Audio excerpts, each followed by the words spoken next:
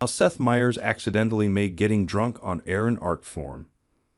In his early years at late night, Seth Meyers was, in his own estimation, competent at the job. I remember thinking, like, oh, this is a slightly worse copy of a thing that came before, he acknowledges over coffee on a recent work trip to Los Angeles. Then came an ugly election and a deadly pandemic, and the Saturday Night Live vet was forced to rethink his whole formula.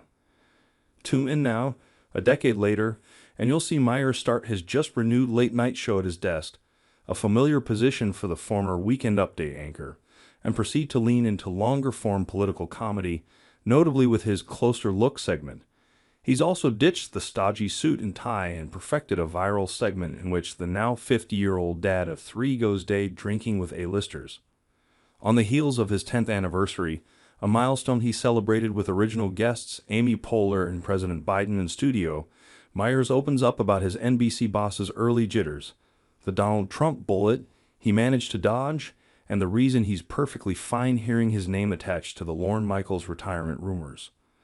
Was there any point in the past decade where you didn't feel the confidence of your bosses?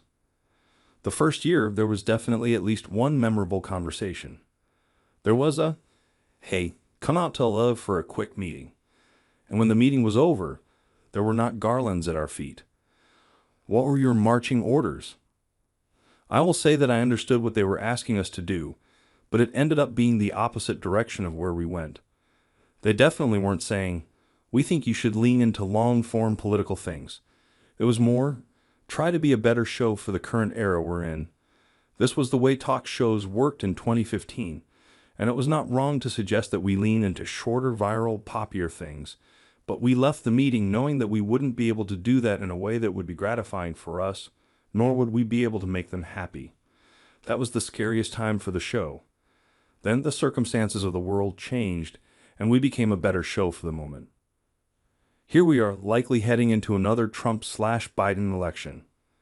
On the long list of reasons that this is a drag, this is very low down, but it does seem absent of silliness. So it feels a lot harder to find humor. Hopefully there's some catharsis in knowing that we're all perceiving this in the same way, weird and not what we were told things would be like. You are now 10 years in. What makes a good and bad guest? After 10 years, you should be good enough that there are no bad guests. You should have learned how to pull the best out of anyone. If there is a bad kind of guest, it's one who comes not just with material they're going to do no matter what, but with an expectation of how it's going to go. And you can see them in real time being thrown by the reaction.